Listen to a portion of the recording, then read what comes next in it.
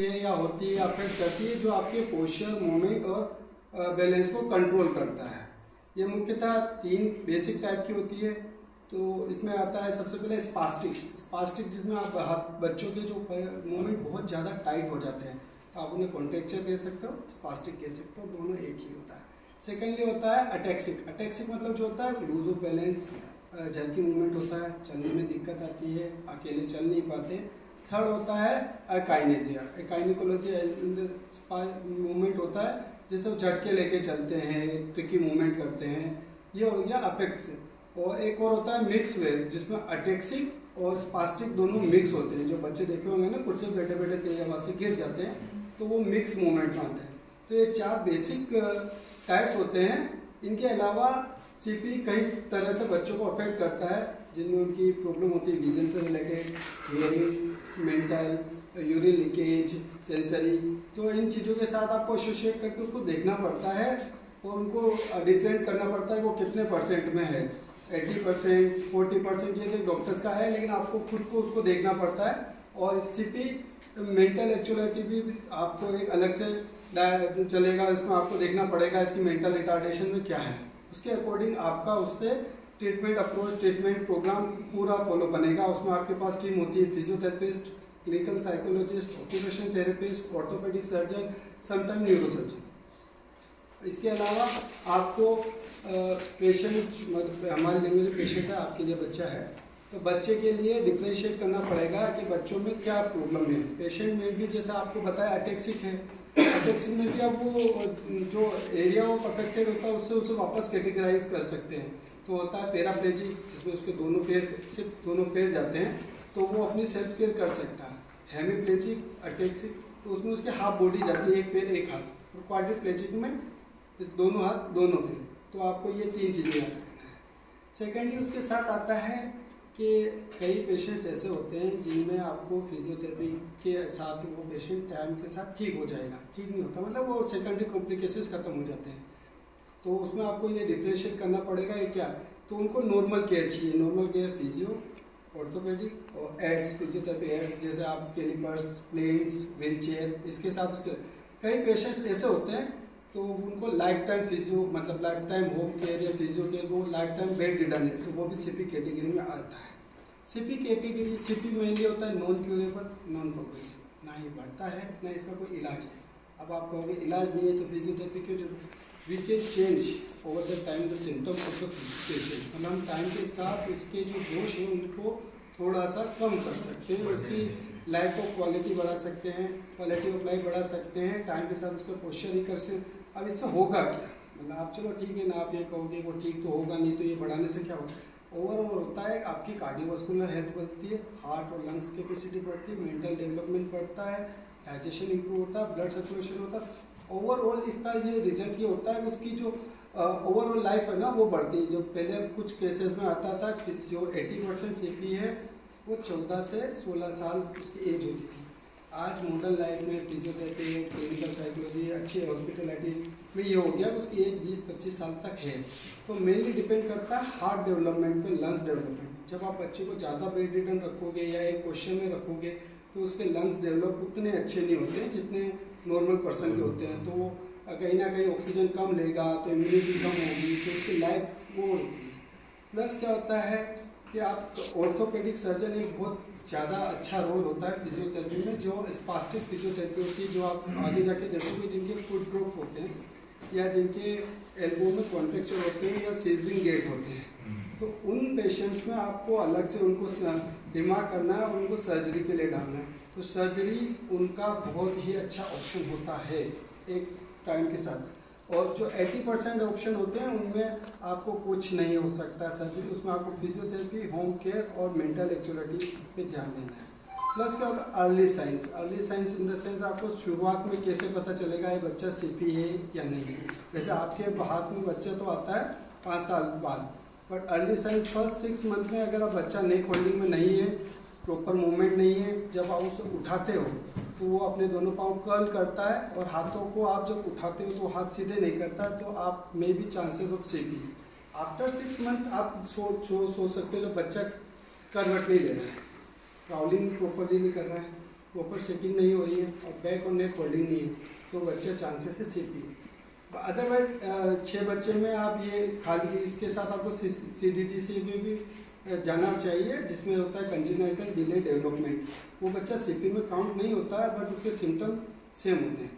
तो इन 2 चीज़ों में आपको बच्चे का जो फिजिकल असेसमेंट है वो पूरा देना है 1 साल तक के बच्चों के लिए। अदरवाइज जो बड़े बच्चे होते हैं उनमें आप पाँव देख के, जिनमें आपका foot drop, contact chair, wrist drop, neck movement, ये सारे से आप बता सकते हो बच्चा सीपी है। और अगर आपको लगता ये है तो उसके बाद आपको क्लिनिकल इन्वेस्टमेंट जैसे MRI, CT स्कैन इसके साथ जाना है, आपको उससे जाएगा और फर्दर इन्वेस्टिगेशन में और वो बताएगा। बस बोर्ड नहीं है। सीपी होता है 3 टाइप का, जो ऑनसेट मतलब एटियोलॉजी। वैसे एटियोलॉजी सीपी के अननोन है कि होता क्यों है कोई नहीं पता, बट इसके मेनली रीज़न होता है का जब बिफोर द डिलीवरी आपके बच्चा जब फिटस में होता है तो उसके ब्रेन का डेवलपमेंट नहीं होता तो सीपी होता है।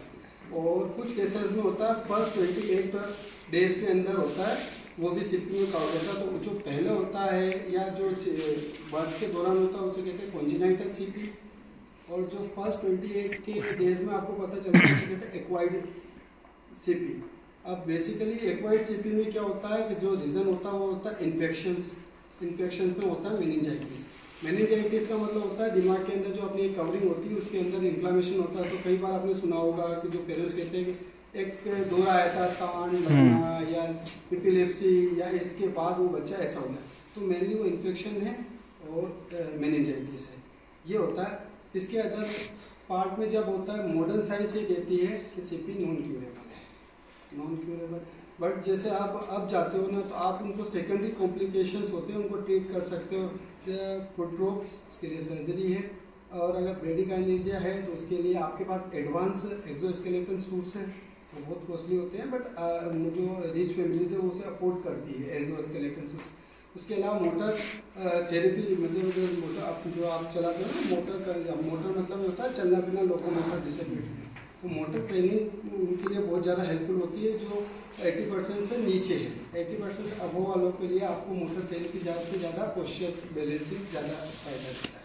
और इन केसेस में क्या होता है, बेसिकली जो ऑपरेटिंग केसेस होते हैं उनमें भी 6 मंथ के फॉलो विजिट्स के प्रोग्राम के अकॉर्डिंग उनमें रिजल्ट आता है। आपको खाली सर्जरी से कोई रिजल्ट मिलता नहीं, तो उसके लिए आपको फिजियोथेरेपी और क्लिनिकल, अगर बच्चा MR है तो आपको क्लिनिकल साइकोलॉजिस्ट की भी थोड़ी मदद लगेगी। और इसके अलावा आपके कोई क्वेश्चन हो तो मैं बता सकता हूँ। बाकी सीपी बहुत बड़ा चैप्टर है, इसके इतने से पे कुछ नहीं होता है। कोई एक अच्छा सा वीडियो अपने यहाँ नेट चल रहा है अभी, तो अगर आपके ध्यान में कोई किसी वीडियो के माध्यम से अपन थोड़ा वो एक पर्टिकुलरली क्या होता है पेशेंट्स की एक CP person to person vary करती है। मतलब एक जो सीपी है ना, ये सीपी 2 सीपी सेम है तो जरूरी नहीं कि दोनों का जो अफेक्टेड लेवल अलग है। तो हर पर्सन जो मतलब पेशेंट की नीड्स अलग होती है, ट्रीटमेंट अप्रोच अलग होता है और उनकी केयर अलग होती है। तो सीपी में भी person to vary from person to person, मतलब एक सीपी दूसरे पर्सन से पूरा अलग हो सकता है। तो आपको पर्सनलाइजेशन प्रोग्राम करना पड़ेगा उसके लिए। तो आप जैसा होता ना, मैंने किसी के लिए बता दिया ये है कि ये बेसिक प्रोटोकॉल्स है, लेकिन आपको एक स्पेशल जो फिजिकल असेसमेंट है वो करके उसको बताना पड़ेगा इसके लिए क्या जरूरी है। तो मेनली क्या होता है, जब अटैक्सिक सीपी आता है तो अटैक्सिक सीपी में आप देखोगे तो बच्चा ज़्यादातर सीजरिंग गेट में चलता है। तो सीजरिंग गेट का इन द सेंस होता है कि आपका जो हिप है वो फ्लेक्स्ड है। तो आप जैसे मैं आपको बताता हूँ, हिप फ्लेक्शन का मतलब होता है घुटना आगे घुटना मुड़ना ये वाला, प्लस होता है इंटरनली रोटेट। अब अगर मैं दोनों साइड ये करूँगा तो मैं सीजरिंग हूँ, तो इसके लिए आपको कोई सर्जरी की जरूरत नहीं होती। इसके लिए आपको ज़रूरत होती है पोस्चर जो अपन कैलिपर्स लगाते हैं।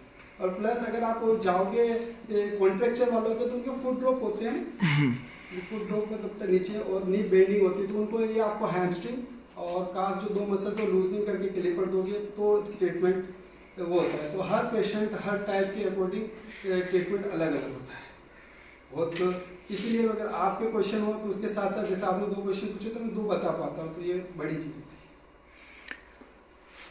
मस्कुलर डिस्ट्रोफी में इसमें क्या करते हैं? मस्कुलर डिस्ट्रोफी बेसिकली जो सीपी है cerebral palsy, central nervous system से अफेक्टेड है। जो सेंट्रल नर्वस कंट्रोलिंग यूनिट आपकी डाउन हो जाती है। जो DMD है ड्यूक्योन मस्कुलर डिस्ट्रोफी वो लोकलाइज है, वो मोस्टली आपकी स्पाइनल और जो एंटीग्रेटिव मसल्स होती है उन पर डिपेंड करता है। उसमें आपकी मेंटल एक्चुअलिटी नहीं जाएगी, वो आपको जो एसोसिएट प्रॉब्लम होती है जस्ट लाइक डिस्पेजिया होता है, speech, vision, hearing loss, urine incontinence, इससे रिलेटेशन कुछ नहीं होगा, बट उसको लोकोमोटर डिसेबिलिटी होगी और ये प्रोग्रेसिव है, ये टाइम के साथ बढ़ेगी और ये भी नहीं इनक्यूरेबल है। तो वो बेसिकली आपकी स्पाइनल मसल्स में होती है, बैक मसल्स, आपकी एंटीग्रेटिव मसल्स, काफ मसल्स, तो ये टाइम के साथ बढ़ेगी और ये भी नहीं इनक्यूरेबल। बट इसमें एक आप बोटॉक्स थेरेपी ले सकते हो, जो सेकेंडरी अपन सेकेंडरी मेडिसिन बोलो या सेकेंडरी अप्रोच ऑफ ट्रीटमेंट बोलो, इसमें आप कैलिपर्स ले सकते हो। स्पास्टिक ट्रीटमेंट के लिए सर्जरी ऑप्शन है और बोटॉक्स थेरेपी ऑप्शन है। सीपी में ये तीनों ऑप्शन नहीं है। सीपी में क्लिनिकली जाते हैं आप ब्रेन स्टेम ट्रांसफ्यूजन है, बट उसका साइंटिफिकली इतना अच्छा रिजल्ट अभी तक आया नहीं है। तो ये तो आपको ये देखना होगा सेरेब्रल जो आपके आते हैं ना, मैंने बताया सीसीडी, कंजंक्टिवाइटिस डिले डेवलपमेंट, ये धीरे धीरे बच्चों में लगेगा सीपी जैसा, बट टाइम के साथ ये धीरे धीरे ग्रो करेगा और विद द ईयर्स ये धीरे धीरे नॉर्मल होता जाएगा। लेकिन नॉर्मल जो बच्चे उससे थोड़ा डिले रहेगा, बट सीपी क्या है, जैसा है वैसा रहेगा, नॉन प्रोग्रेसिव होता है। बट टाइम के साथ उसकी मसल डेवलपमेंट नहीं होगी, पोस्चर डेवलपमेंट नहीं होगा, एक्टिविटी नहीं होगी, एंटीग्रेटिव खड़ा नहीं होगा, तो उसके साथ आपको लगेगा कि बढ़ रहा है, लेकिन नहीं होता है। टाइम के साथ उसके सेकेंडरी कॉम्प्लिकेशंस ज़्यादा बढ़ते हैं। मस्कुलर डिस्ट्रोफी में अगर प्राइमरी स्टेज पे अपने बच्चे को आइडेंटिफाई कर लेते हैं और थेरेपी वगैरह करवाएं तो मस्कुलर डिस्ट्रोफी मस्कुलर डिस्ट्रोफी का अभी तक हाल फिलहाल कोई इलाज नहीं, बट एक आपने सुना था स्पाइनल डिस्ट्रोफी जो आया था, उसमें एक 16 करोड़ का इंजेक्शन लगता है, वो वन टाइम है। उसमें भी होता है जो पेशेंट होता है वो ऐसे नहीं, पेशेंट होता है, उस पेशेंट का डीएनए लिया जाता है, डीएनए लेने के बाद उसकी जीनोम स्टडीज होती है, जीनोम स्टडीज के बाद वो मेडिसिन बनती है, फिर उसके स्पाइन में वो उसके लगती है, उसके बाद उसके चांसेस होते हैं। ये भी फर्स्ट 6 मंथ तक ही है। और ड्यूकेन मस्कुलर डिस्ट्रोफी क्या होता है, आपको कई बार 14 साल के बाद ऑनसेट होती है, तो इसमें 99% ज़्यादा कुछ नहीं हो सकता, बस आप उसे डिले कर सकते हो बेटर प्रोग्राम से। तो आपको जैसे अभी मेरे वहाँ पे एक बच्चा आइडेंटिफाई हुआ है 3री क्लास में, तो अभी जस्ट वो पंजे पे आया है, यानी कि एड़ी उठा के चलने लगा। हाँ, वो कॉन्ट्रैक्शन शुरू हो गया है ना, जो ये उसकी ये पिंडलियां हैं ये टाइट हो गई। तो ये स्टार्टिंग से आएगा। इस स्टेज में अगर कोई सुधार की गुंजाइश हो, इसमें आपको रेगुलरली उसको स्ट्रेचिंग, कैलिपर्स, आपको थोड़ा आप जो मायोफेशियल रिलीज होती है ना, मसाज थेरेपी, उल्टा लेकर के वो काम आ सकता है। और प्लस होता है पोस्चर, तो आपको उसको ज़्यादा 90 से बेंड नहीं बैठना है, इंडियन टॉयलेट नहीं जाना है, आपको फुल टाइम और night sprint, full night sprint, मतलब आपको रात भर उसको स्प्रिंट देना चाहिए। जब भी आप ऑन लोड नहीं, of load in the sense जब आपका पाँव के ऊपर लोड नहीं है तब आपको कैलिपर्स करना है, लेकिन जब आप लोड लेते हो तो चलेगा, क्योंकि आप जब खड़े भी रहते हो तो स्ट्रेचिंग आती है। तो ये उसको मान लो जैसे अपने नॉर्मली उसको कुछ गाइड करना पेरेंट्स को, तो अपने को क्या प्राथमिक स्टेज पे क्या बोलना चाहिए, वो अपने लेवल पे क्या करें, क्योंकि अभी उसका ये मारना भोपाल से ट्रीटमेंट चल रहा है, तो उन्होंने ना तो उसकी कोई थेरेपी रिकमेंड की है, ना कुछ हो रहा है, सिर्फ वो मेडिसिन दिए जा रहे हैं, ये खाते हैं। नहीं, उसमें एक्चुअली क्या होता है कि आप न्यूरो सर्जन को दिखाओगे तो न्यूरो सर्जन क्या होता है, तो न्यूरो मेडिसिन ही लिखेगा। न्यूरो मेडिसिन में आपको ज़्यादा से ज़्यादा मैंने बताया ना बोटॉक्स, वो बहुत हाई लेवल और कॉस्टली है, तो वो कोई नहीं करेगा। तो क्या करेगा, केमेसाइड या फिर लियोफेन देगा, जिससे मसल रिलैक्स रहती है तो जल्दी टाइट नहीं होती बस। लेकिन आपको अदर बायोमैकेनिकल जाना पड़ेगा। बायोमैकेनिकल डिफेक्ट में बायोमैकेनिकल ट्रीटमेंट आएगा, तो आपको स्प्लिंटिंग, स्ट्रेचिंग, इन दो के अलावा फिर स्लिंग होता है ऑप्शन। तो ये 2 बेस्ट इलाज है जो उसको डिले करेंगे। जो सिम्टम्स आ जाएंगे वो 10 साल बाद आएंगे। अदरवाइज अगर आप जो बता रहे हो हिप राइजिंग पैटर्न आ चुका है, तो उसका नी बेंडिंग भी स्टार्ट हो जाएगा, हिप बेंडिंग स्टार्ट हो जाएगा, फिर उसकी बैक अफेक्ट करेगी, तो धीरे धीरे पोस्चर जाता जाएगा। तो आपको सबसे पहले पेरेंट्स को सिखाना है स्ट्रेचिंग, और आप स्ट्रेचिंग के सिखाना है स्प्लिंटिंग के साथ सिखाना पोस्चर। तो सबसे मेन चीज़ ये 3 होती है, स्प्लिंटिंग, स्ट्रेचिंग, पोस्चर, डीएमडी के लिए। और ये टाइम के साथ बढ़ेगा तो उन्हें हार्ट के, लंग्स के प्रॉपर जो होती है अपनी रेस्पिरेटरी एक्सरसाइज है, जिसमें अपन स्पायरोमीटर्स को 3 बॉल वाली, बलून वाली, कैंडल लो, ये सिखाओ। क्योंकि अगर उसकी धीरे धीरे जितना वो डिले एक्टिविटी से दूर जाएगा, उतनी उसकी ऑक्सीजन कम होगी, उतना उसका रेस्पिरेटरी एक्टिविटी कम होगी, और फिर वो बीमार और उसके साथ वो रिस्क फैक्टर बढ़ते जाते हैं। उसको पैरों पे कम से कम वजन रखना नहीं, वजन देना चाहिए। बट एक्चुअली आपको किस जैसे आप कह रहे हो ना इंडियन टॉयलेट का, हाँ इंडियन टॉयलेट में जब आप बैठते हो ना तो आपका वो आगे की तरफ खींचता है, तो नी बेंडिंग ज्यादा होती है। तो नी बेंडिंग के बाद क्या होता है, स्ट्रेचिंग के बाद मसल्स वीक होगी, तो वापस जब खड़ा होगा तो पूरा घुटने स्ट्रेट नहीं करेगा। तो ये फ्रिक्वेंटली होने जाने के बाद क्या होता है कि उसकी हैमस्ट्रिंग टाइट होती जाती है, तो वो बैठना ज़्यादा। तो अलग जैसा अपन अलग क्रॉस लेग सिटिंग बैठते हैं, फ्लोर सिटिंग बैठते हैं, इंडियन टॉयलेट स्टाइल बैठते हैं, या डब्ल्यू सिटिंग के बैठते हैं, ये चारों बंद करनी पड़ेगी। क्योंकि इससे क्या होता है, जो आपकी एंटी ग्रेविटी मसल्स होती है, थाइस, बैक और ये तीनों स्ट्रेच रहती है। तो ज़्यादा देर स्ट्रेच रहने से वो मसल वीक फील करती है थोड़ी टाइम के लिए। तो जब आप उस पोस्चर को छोड़ते हो तो इरेक्ट पोजीशन में नहीं आते, तो वो होता है। और जैसे कोई ये दौड़ वाले खेल हैं, दौड़ लगाना, क्रिकेट, ये खेलना चाहिए या परहेज करना? नॉर्मल वाले वो खेल ही नहीं पाएगा अगर हिल रही है। नहीं, अभी उसको इस चीज का समझ नहीं है कि मेरे साथ ये हो रहा है, तो बच्चा है अभी। नहीं, लेकिन अगर वो स्पोर्ट्स में है तो उसे स्पोर्ट्स चालू रखना चाहिए। बच्चा है वो अभी तो तीसरी क्लास में, नहीं तो स्पोर्ट्स चालू रखना चाहिए। स्पोर्ट्स में क्या होता है कि अनइंटेंशनली जब आप लोड अनलोड करते हो तो मसल स्ट्रेच होती है। प्लस क्या है कि स्ट्रेचिंग, जब स्पोर्ट्स में कोई भी जाता है तो उसकी स्पोर्ट्स ट्रेनिंग होती है। स्पोर्ट्स ट्रेनिंग में एक सेशन होता है कि आपको फिटनेस पे ध्यान देना होता है। तो फिटनेस में 99% आपकी जो फ्लेक्सर्स ग्रुप है, जो टाइट हो सकती है या जो टाइट होती है, उसी को स्ट्रेच करते हैं। तो अगर आप किसी भी एक्टिविटी से जुड़े हो, किसी भी स्पोर्ट्स के अलावा आप किसी भी, जैसे स्विमिंग है या वॉकिंग है, योगा है, ऑक्यूपेशनल थेरेपिस्ट है, जिमिंग है, किसी से भी जुड़े हुए तो वो करनी चाहिए। क्योंकि उसमें डिफॉर्मिटी तो दूर की बात है, अगर आप नॉर्मल भी हो तो भी आपकी काफ स्ट्रेच तो जरूर आएगी। तो काफ, हैम्स जो है आपकी फ्लेक्सर्स ग्रुप है वो स्ट्रेच करना ही चाहिए। तो एक वो प्लस पॉइंट है उसके लिए, वो स्पोर्ट्स के साथ वो करेगा तो शायद वो चीज़ जो आगे है वो डिले होगी। सेकेंडली क्या है कि स्पोर्ट्स में जाएगा, रनिंग करेगा, तो जो आपकी मेन मसल्स है वो भी थोड़ी स्ट्रेंथन होगी। तो ये जो साइन है जो आप बता रहे हो, ये डिले होगी, ये अच्छी चीज़। बाकी सर इसकी अंतिम स्टेज तो बहुत बुरी है, आपने प्रियांशु को देखा ही वो इसीलिए मैं कह रहा हूँ ये लास्ट स्टेज है। इसके बाद क्या होता है, जब तक आप जाओगे तो इसमें दो होता है, DMD, ड्यूकेन मस्कुलर डिस्ट्रोफी। डिस मतलब होता है खत्म होना, ट्रॉफी मतलब एक तरह मसल। तो डिस्ट्रोफी मतलब वो दिखेगी नहीं लेकिन वो फूलेगी। उसके लास्ट स्टेज में लंग्स पे वो प्रभाव पड़ा तो इतना सारे पेन फील कर रहा था। नहीं वो एक्चुअली वो 2 दिन उस पे रहा वेंटिलेटर पे। हाँ। तो अपने पापा को एक ही बात कह रहा था कि मेरे जेल का इंजेक्शन लगा। नहीं इतना वो ये भी बता रहा टाइम के साथ प्रोग्रेसिव होगी। तो जब आपकी मसल सीवियर कॉन्ट्रैक्ट होती ना तो आप उसको स्ट्रेच करते हुए सीवियर स्ट्रेचिंग पेन आएगा। सेकेंडली क्या, डिस्ट्रोफी, एक होता है एट्रोफी। एट्रोफी का मतलब होता है सिकुड़ना, डिस्ट्रोफी का मतलब होता है फैलना। तो डिस्ट्रोफी जो ड्यूकेन मस्कुलर डिस्ट्रोफी होती है ना, उसमें फाइबर्स, नंबर्स ऑफ फाइबर्स नहीं बढ़ते एक मसल्स के। जैसे आपकी मसल में 1.5 लाख फाइबर्स है, तो फाइबर्स की नंबर्स तो सेम है बट साइज में तो फाइबर बढ़ेगी, उसके साथ उसकी रिक्वायरमेंट बढ़ेगी। तो हार्ट को ज़्यादा ब्लड पंप करना पड़ेगा, वेट बढ़ेगा तो ज़्यादा ऑक्सीजन पंप करने पड़ेगा। बट आप एक्टिव नहीं हो तो आपके लंग्स धीरे धीरे उस रेट की जो आप बैठे रहते हो ना, तो आपका जब पेट दबता है तो लंग्स ऊपर की तरफ जाते हैं, तो टोटल लंग्स वॉल्यूम कम होगा। तो एज बढ़ेगी तो आपकी रिक्वायरमेंट बढ़ेगी, बट आप सप्लाई पूरी नहीं कर पा रहे हो। तो सप्लाई पूरी नहीं करोगे तो ऑक्सीजन आपकी 80% जो एनर्जी है जो उसको कवर अप करता है तो वो कम होगी, तो आपको इन्फेक्शन होगा। और इन्फेक्शन में सबसे ज़्यादा बुखार, ये इन्फेक्शन वो फिर वो बढ़ेगा, निमोनिया होगा। और सबसे ज़्यादा केसेस निमोनिया के होते हैं। क्या आप एक टाइम के बाद इन बच्चों में देखोगे फ्रिक्वेंटली बीमार होते हैं, तो निमोनाइटिस होता है वो भी इस सीजन में, क्योंकि आपकी ऑक्सीजन लेवल पहले भी कम है और हल्का सा इन्फेक्शन आ गया, फिर आप उससे फाइट नहीं कर पा रहे हो। तो निमोनिया होने के बाद चांसेस होते हैं कि अगर वो सीवियर हो गया तो रिकवरी के चांसेस बहुत कम होते हैं। और ड्यूकेन मस्कुलर डिस्ट्रोफी जो कि प्रोग्रेसिव है, एलिमेंट ड्यूकेन मस्कुलर डिस्ट्रोफी, ये चीज़ MS ये प्रोग्रेसिव है, तो इनमें चांसेस होते हैं बच्चे की, तो इनको एक्स्ट्रा केयर टाइम के साथ और एक्स्ट्रा क्लिनिकल सुपरविजन ज़्यादा जरूरी होता है।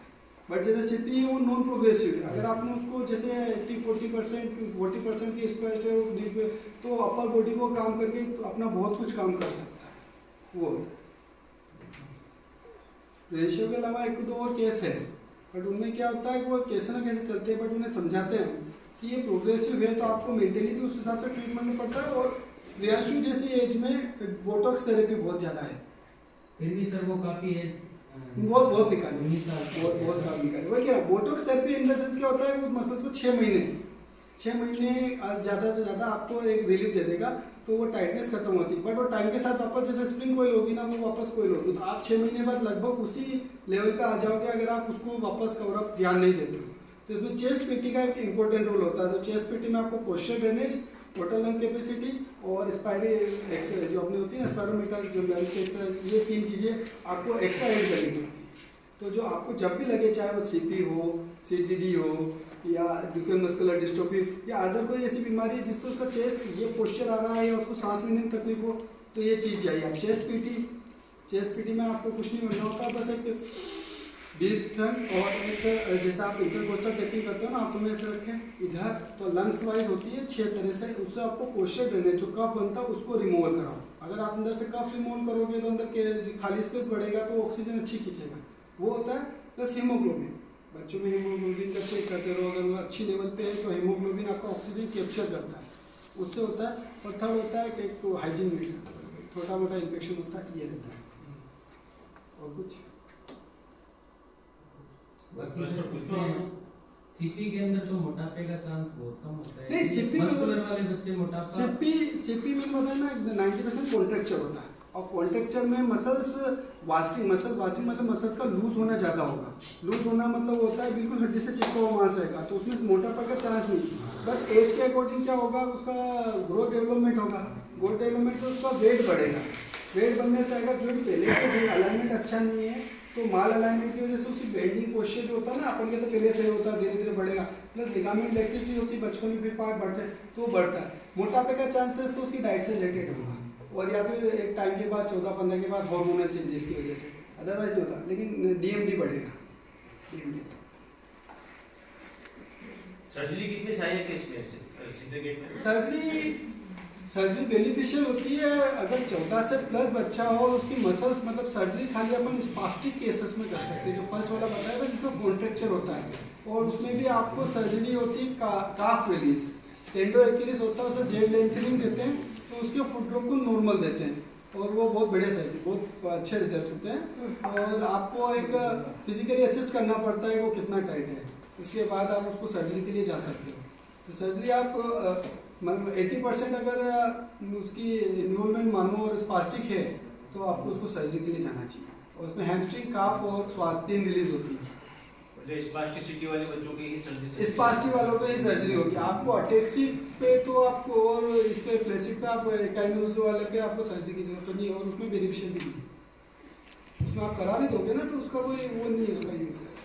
मतलब ऐसे केस जो पहले जाते थे जिसमें वापस वहाँ से रिटर्न करते, तो उसका कारण ये नहीं, कारण ये होता है कई बार कि जब आप अपने सर्जरी के लिए भेजते हैं ना, तो एक जैसा फ्लेसिड होता है, फ्लेसिड को उल्टा भी चल जाता है, नीचे भी चला जाता है, उसके लिए आपको कैलिपर या ankle foot orthosis best option होता है। जब आपको बाइलेटरल दोनों साइड, उसके पाँव दोनों साइड जा रहे हैं ना, तो आपको एक साइड रोकना है, बस एक साइड वो वैसे भी नहीं जाएगा, तो आपको उसके लिए कैलिपर देना पड़ता है। उसका के लिए इतनी फाइन और इतनी कंट्रोल सर्जरीज नहीं होती। हमारे जो दूसरे केसेस होते हैं जैसे कॉमन पेरिनेल नर्व इंजरी जिनमें फुट ड्रॉप आता है, या GPS, पोस्ट GPS, हम उनमें भी सर्जरी एडवाइस नहीं करते।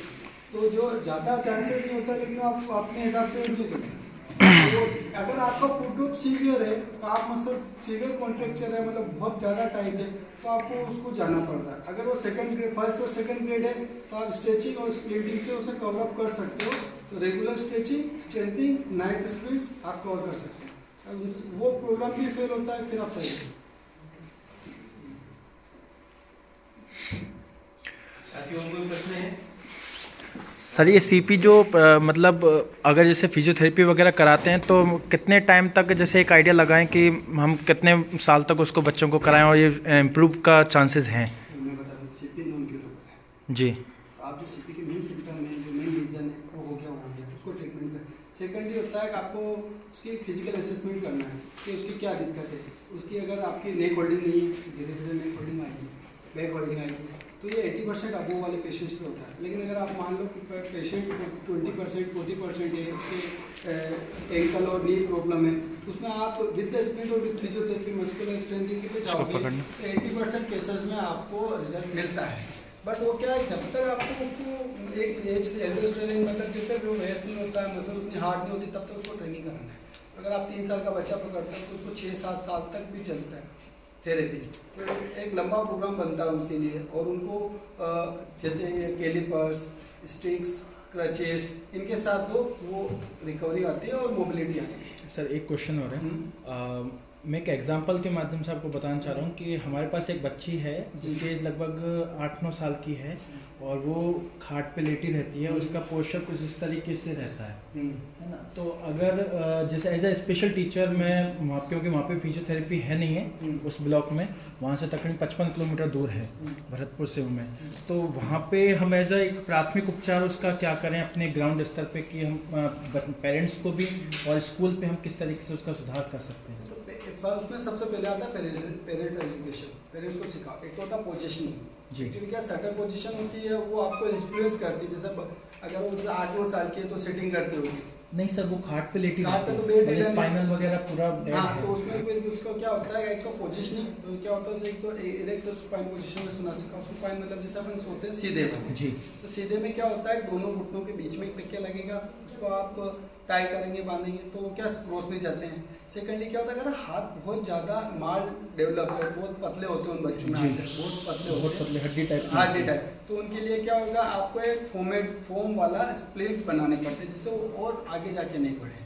ओके, ठीक है। सेकेंडली क्या होता है, इन बच्चों का लंग्स डेवलपमेंट पे ज़्यादा ध्यान दो कि इनको प्रॉपर पोजिशनिंग। तो इनको क्या होता है कि जब भी आप बिठाओगे, तो जैसे आपके अपने सर्व शिक्षा में सिप्पी चेयर चलती है जी, तो ऐसे एक हाईटेक चेयर आती है सिप्पी चेयर जैसे, तो वो जब भी मोबाइल करना हो सिप्पी चेयर, और जब भी उसको एम्बुलेशन करना हो जैसे wheelchair to bed, bed to wheelchair, तब आपको उसकी पोजिशनिंग का ध्यान रखना होता है। क्योंकि अपन देसी में क्या करते हैं, हाथ तो इनके माल डेवलप जो, फिर ये शोल्डर कभी जाते नहीं, तो वो जब एक्रोमियल डिसलोकेट हो जाता है ना, तो उसके बाद वो हाथ कभी उठते नहीं। और दूसरी बात, धीरे धीरे इसकी मसल्स हो जाती है डेवलप, और जैसा आप बता रहे पतले हैं ना, तो वो जॉइंट स्पेस कम होगा, लिगामेंट टाइट होंगे, तो उनके लिए उनकी डाइट चेंज होती है। एक छोटा सा लियोफिन 0.5 या कुछ सर्टन मेडिसिन के साथ जाते हैं, और विदाउट कैलिपर्स, अगर मान लो छोटा मोटा पोजीशन नहीं होता ना, तो विदाउट स्प्लिट या विदाउट कैलिपर्स कोई और क्वेश्चन नहीं होता, बेड रिडन ही रहते। तो मैंने बताया 80% ऐसे केसेस होते हैं जिनमें आपको लॉन्ग लाइफ आपको उसकी केयर करनी पड़ती है। तो आप वाला केस वो है,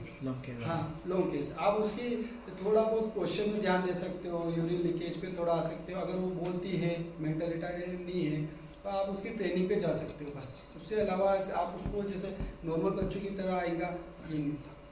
80% केसेस में आप ये मान के चलो, या तो वो कभी नहीं चल पाएगा, और अगर चल भी पाएगा तो विदाउट सपोर्ट कुछ नहीं हो पाएगा। इनके लिए आते हैं एक्सोस्केलेटन सूट, वो भी तब आप जब आपको आपका अगर आप बैलेंस बना पाओ बिना हाथों के, और पाँव अफेक्ट हो, तो वो भी स्पास्टिक में अपन सर्जरी के बाद आते हैं। लेकिन सीपी में वो भी एक्सोस्केलेटन सूट इतने हाई के लिए 60 लाख के जाते हैं, वो भी स्पाइनल कॉर्ड इंजरी वाले पेशेंट पे ज़्यादा फायदे हैं, जैसे स्पाइना बाइफिडा हो गया, इन पे वो होता है। सोनू जी, कुछ सीपी बच्चों के एक कॉमन प्रॉब्लम होती है यूरिन, जैसे एक 2-2 मिनट बाद यूरिन लीकेज, वो मैंने तो उसको थेरेपी से कंट्रोल किया जा सकता है? नहीं, उसके लिए आपको उसके लिए ट्रेनिंग होती है। तो ट्रेनिंग क्या से होता है, तो उन्हें इंटरमीडिएट यूरिन इनको वो दिखाओ कैथेटराइजेशन, आपको कैथेटर लगा होगा तो उसको ब्लॉक करो, फिर टाइमली रिलीज करो, ब्लॉक करो, रिलीज करो।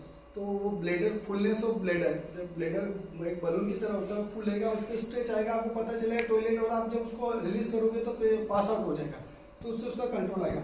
सेकंड होता है आप उसे प्रेशराइज सिखाओ, जैसे उल्टा लेटना सिखाओ, उसे टॉयलेट होल्डिंग पोस्चर, तो वो उल्टा लेटेगा, ब्लेडर का पे आपका एब्डोमेन प्रेशर पड़ेगा। थर्ड आता है स्ट्रॉन्ग स्टिमुलेशन, या आप अगर जैसे मेल है, या तो आप यहाँ जोर से इचिंग करो, चुटी काटो। और फोर्थ होता है इलेक्ट्रिक स्टिमुलेशन।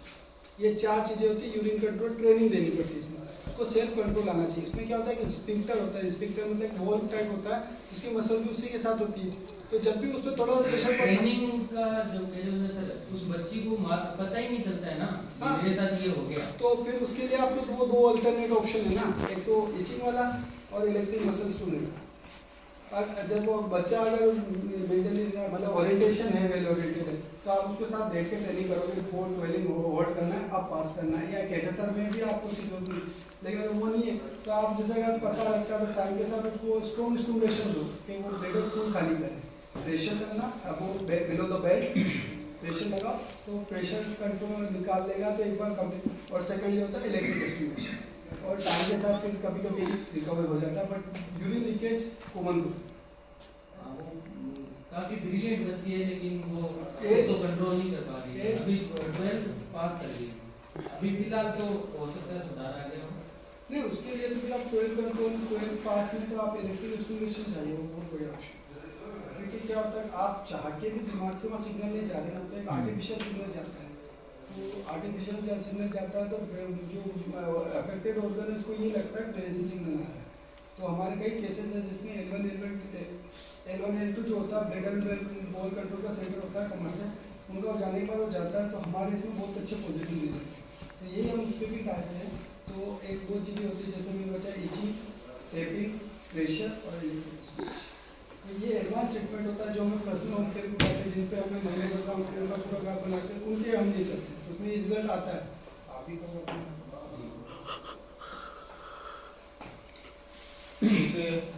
और कोई है साथी प्रश्न पूछने वाले? जैसे प्रैक्टिकल का था, प्रेजेंटेशन नहीं था, इसलिए वरना हमने प्रैक्टिकल भी ज़्यादा लिया है।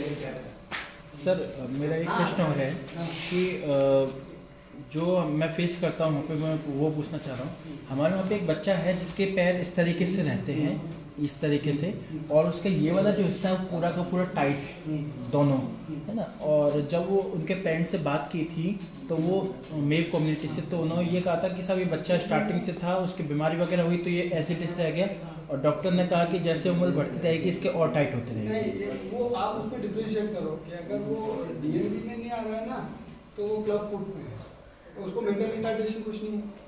मतलब सर मतलब दिमाग से कुछ ना, हाँ दिमाग से उसका वन हाइट, एक हाथ वाला जो है उसमें थोड़ी सी और प्रॉब्लम है, बाकी ये हिस्सा पूरा माइंड से बोलने बोलने सब एकदम परफेक्ट चलता है, चल नहीं पा रहा। वो यहाँ ये वाला जो नीचे वाला हिस्सा है इसको हिला भी नहीं पा, अगर इसको आप हाथ से कहेगा ना वो यूँ तो हिला देगा, बाकी इससे कहा जाए कि आप पैर को हिलाएं संभव ही नहीं तो जी। उसका कुछ सर्जरी करा सकते हो, सर्जरी के साथ उसको कैलिपर्स जो एएफओ होता है, एकल और फुट ऑर्थोसिस, उसके साथ विद वॉकर या विद रोलेटर चलाओ तो 100% चल लेगा। उसमें क्या होता है, फ्रंटल मूवमेंट जब आप एक्सटर्नल रोटेशन आता है तो आप पाँव नहीं उठता, लेकिन अगर जब ये करोगे ना तो अगर वो पैर उठा लेता है, कैसे SLR कर लेता है, SLR मतलब सो के अगर एंटी ग्रेविटी पैर उठा लेता तो उसमें इतनी स्ट्रेंथ है वो अपना पैर उठा सकता है। तो आप विद कैलिपर उसको खड़ा करना और ट्रेनिंग करा सकते हो। सर हमने ये जैसा आप बता रहे हैं कि पैर वगैरह थोड़ा सा अगर मूवमेंट भी इतना भी है ना, वो इतना मूवमेंट भी नहीं कर पा रहा है, बस ये है कि अगर उसको आप मतलब अपने हाथ से घुमा के वो तो ये कर लें, मसल सही ना, लेकिन वो तो उसमें इस स्टेप में मैं क्या करूं कि भाई उसका थोड़ा बहुत पहले एक बार किसी ऑर्थोपेडिक सर्जन पे जाए, पहले जो आप बता रहे हैं ना जिन्हू वेलम बोलते हैं उसको जी, तो वो पाऊंगा पहले उसकी सर्जरी से ओके। उसकी सर्जरी के बाद अगर उसका स्ट्रक्चर वेट, अगर वो वेट अपने आप पर ले पा रहा है तो फिर उसकी होगी बैलेंसिंग, वेट के साथ बैलेंसिंग है, तो फिर उसके बाद उसकी मोबिलिटी के लिए ट्रेनिंग होती है। अगर वो मसल स्ट्रेंथ आती है तो फिर वो थोड़ा चल पाएगा, और अगर नहीं है तो भी सर्जरी से। सर्जरी तो क्या होता है कि आपको अगर माल अलाइनमेंट है, माल मतलब गलत खराब, अलाइनमेंट मतलब एंगल गलत जा रहा है तो आपको सर्जरी पे जाना चाहिए। एक एज होती है भाई थोड़ी सी, उसमें आप उसको कवर अप कर सकते हो, बट अगर आप 14 साल बाद भी वो गलत जा रहा है तो आप उसको सर्जिकली करेक्ट कर सकते हो। जब तक आपका मस्कुलर कंट्रोल नहीं गया है तब तक आप उसको सर्जिकली करेक्ट कर सकते हो। तो ऑर्थोपेडिक सर्जन इसमें दो टाइप से करता है, एक तो बोन, एक मसल्स में होती है लेंथनिंग या लूजनिंग, या तो लेंथ कर देगा छोटी मसल्स को या लूज कर देगा। बोन में होता है कि आपको कई सारी सर्जरीज होती है, जैसे ST होता है जिसमें जो नियोक्नी होते हैं उनका एंगल चेंज करता है, ये ज्यादातर अपन बोनो बच्चों में करते हैं क्योंकि उनकी ग्रोथ वो बोन टेढ़ी होगी तो ग्रोथ कम हो जाती है। सेकंड होती है ये जिनू, आपको पता है ना क्लब फुट बोलते हैं जिनू, तो उनकी क्लब फुट की। थर्ड होती है रिकेट्स में अगर बच्चे के जो टेढ़े पड़ते हैं तो आप उनको भी सर्जिकली करेक्ट कर सकते हो। फोर्थ होती है स्कोलियोसिस, बट अपनों ने आज तक कोई केस नहीं देखा जिनमें आपकी स्पाइन बेंड होती है उसमें। और फिर होती है स्पाइना बाइफिडा जिसमें आपकी वर्टिब्रल बॉडी जो हड्डी का पार्ट होता है ना वो अगर नहीं खुलता है तो जो बाहर का पार्ट है उसे निकाल दे तो वो कोई भी सर्जरी, लेकिन अगर हड्डी भी इन्वॉल्व रहती है तो फिर ऑर्थोपेडिक्स।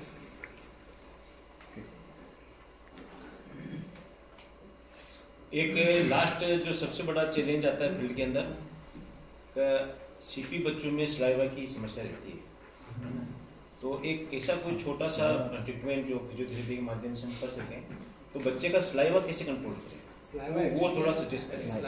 ये CP बच्चों में, ये सारे नॉर्मल बच्चों में होता है और एक टाइम के बाद जब मम्स और ये डेवलप होते हैं तो सलाइवा बनेगा, तो सबसे बड़ी बात होती है उनको एंटी ग्रेविटी पोजीशन, मतलब आप अगर बच्चा झुकेगा स्लाइवा आएगा तो ज़्यादा रहेगा, तो आप कुछ पोजीशन पे ध्यान दीजिए। सेकेंडली होता है आपको ये ट्रांसफर मसाज होती है, तो आपको 3 तरीके से करनी, तीनों में कान के ऊपर, नीचे से ऊपर, बीच से ऊपर, कान से मसाज से फर्क पड़ता है। थर्ड चीज, यहाँ से आप पीछे बैठोगे आगे बैठोगे तो आपको ये जो ट्राइंगल होता है ना, यहाँ से ऊपर नीचे ऊपर, तो तीनों में नीचे से ऊपर, साइड से ऊपर, कान से ऊपर, तीन होता है तिथर, जो छोटे बच्चे होते हैं उनको अपन तिथर देते हैं ना, आदत है वो बेनिफिशियल होता है। तो लंबा वाला तिथर तो उसमें क्या, जब चबाते हो ना तो आपका मुंह का वो जो ओरल कैविटी का मूवमेंट होता है, उससे क्या होता है जब स्लाइवा होता है वो अंदर जाता है। और फोर्थ होता है जब आपको स्लाइवा ज़्यादा लगे तो आपको इंटरमीडिएट हर टाइम के बीच मुंह बंद करके ऊपर करना है, तो वो जो स्लाइवा बन रहा है वो शब्द अंदर ले लेगा, तो नया जो स्लाइवा बनेगा उसके लिए टाइम मिलता है वापस, तब तक ये करना। तो ये 5 बेसिक प्रोटोकॉल। इसके अलावा फिर आप जब बड़ा हो जाए तो फिर अपन दूसरे टेपिंग या कुछ और कर सकते हैं, बड़ों में कर सकते हैं, बच्चों के लिए चीक मसाज वगैरह। चीक मसाज वही मैंने बताया ना, मुंह मसाज आगे से पीछे, यहाँ से लेके ये जो होता है हम सबके लिए होता है, ये और चारों लिए ऐसे खोलो, ये यहाँ और यहाँ, इससे फायदा होता है। और हाँ, और एक ये ऑप्शन होता है जैसे आप टेस्ट डेवलप करो, तो अगर बच्चे जैसा अभी छोटा बच्चा है शुगर से लॉलीपॉप दीजिए तो मुंह खुलता ही नहीं है, तो वो बहुत बढ़िया रिजल्ट होता है। बड़ा बच्चा समझदार है तो च्युइंग गम दीजिए, तो वो मूवमेंट ही लॉलीपॉप और च्युइंग गम बढ़िया रिजल्ट दिया, क्योंकि आप लॉलीपॉप मुंह खोल के कोई नहीं खाता, तो 90% केसेस में वो अंदर ही रहता है, स्लाइवा बनता भी है तो अंदर ही जाता है। परफेक्ट। साथियों, और कोई है आपकी क्यूरी प्रश्न? आप बस एक चीज डिफरेंशिएट करना सीखिए सर। आपके जो मैंने अभी तक आपके प्रोग्राम में मेरी तरफ से देखा, आपके बहुत सारी कैटेगरीज है, आपने सबको सीपी में डाला है, सबको, down syndrome, microcephalus, hydrocephalus, spina bifida, आपको अपने सीसीडी, सीपी, डीएमडी और बहुत सारी, आप डालो, आपको फायदा दिलाओ, बट उसका ट्रीटमेंट अलग अलग होगा। तो फिर क्या होता है, जो बच्चे आते हैं उनको आपको पता होना चाहिए प्रोग्रेसिव है तो इसको बताओगे प्रोग्रेसिव है, इस पे ज़्यादा अटेंशन की जरूरत है। स्पाइनल बाइफिडा है तो उसको सर्जिकल केस है तो ये सर्जरी से रिकवर हो सकता है एक स्टेज तक। वैसे सीसीडी आएगा तो इसको स्पेशल अटेंशन है, इसको कोई दिक्कत नहीं, इसको ट्रेनिंग की ज़्यादा जरूरत है।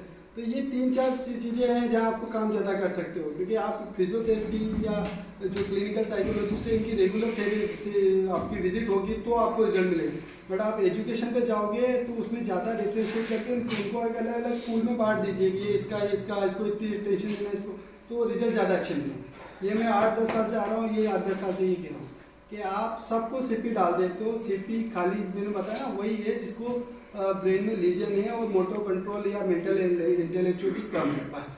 बाकी जो स्पाइनल बाइफिडा है वो कमर से नीचे स्पाइनल कॉर्ड आपका ब्रेन है और स्पाइन ये है सेंट्रल नर्वस सिस्टम, सेंट्रल बीच में, इससे रिलेटेड चीज होगी तो टाइम लेगा। इसके अलावा कई सारी नसें जा रही है वो आ गया तो वो अलग है। अब पेडियाट्रिक हेमीप्लीजिया जिसमें एक साइड और एक पैर गया वो गया और टाइम के साथ आ जाएगा, लेकिन उसको आप सीपी जैसे कवर नहीं कर सकते, तो surgery, issues, modification, posture, aid, इससे बड़े रिजल्ट आ जाएगा, खत्म, कोई इश्यू नहीं। तो ये चीज़ें एक आप अलग से ध्यान दीजिए। इन केसेस में आपके पास बहुत सारे आता है, आपकी कैटेगरी मुझे पता बहुत सारी है, बट उसमें सीपी एक छोटा चैप्टर है, अलग दीजिए और उन बच्चों पे ज़्यादा ध्यान दीजिए। मज़ा आ गया। और कोई क्वेश्चन? कोई क्वेश्चन नहीं है? अब मूल बात डॉक्टर साहब ने आपको ये बता दी कि हमें वास्तव में बच्चों को चिन्हित करके उसकी जो संबंधित श्रेणी उसमें आप जोड़ दो, बोर्ड होता तो बताता, तभी आपका ये डेटा पूरा सामने। आप बताइए सर, कुछ करना है? बोर्ड नहीं था उन्होंने एक्वायर्ड और एटेक्सिक का इसका चार्ट बना रहा है, जिससे आप पता चल पाता है कि एक आध पेशेंट जो अगर डेमो का हो जाता है ना तो आप क्लियरली बता पाते हैं कि ये स्पास्टिक है, ये एटेक्सिक है। नहीं, ऑनलाइन निकाल दो ना, ऑनलाइन निकाल दो पेशेंट। अच्छा, पेशेंट।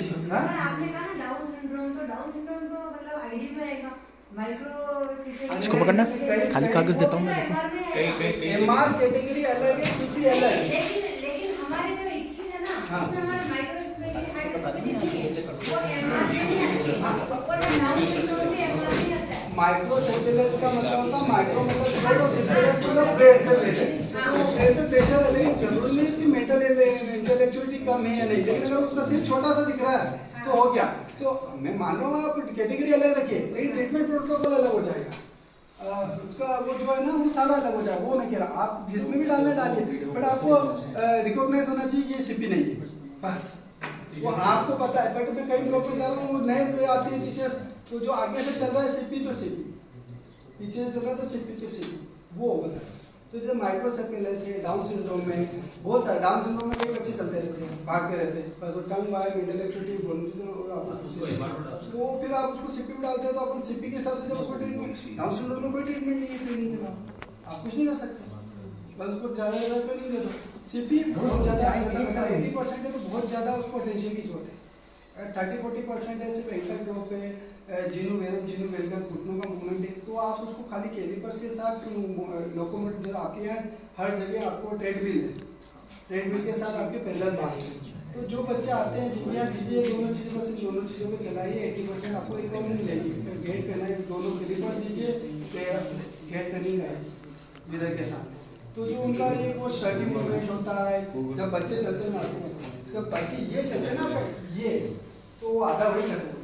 बस आपको ये सिखाना है, पकड़ो जो कैलिपर से नी लॉक करो, तो वो अगर ये सीखेगा फिर आप उसके बाद नी अनलॉक करो। अब आप जब वो बच्चा ये चल रहा है ना, तो कभी दोनों हाथ भी जाएगा धीरे धीरे स्टिक पे या क्रचेस पे, तो वो चीज़ें होती है कि आप उस पर सीपी बच्चों को अपन थोड़ा ये ठीक है कि आगे जो अपनी कोर मसल्स है, बैक मसल्स है, इनको खराब नहीं करें, और धीरे धीरे पोस्चर, और जहाँ लगता है कि इसको थोड़ा हेल्प चाहिए वहाँ आप सपोर्ट दो।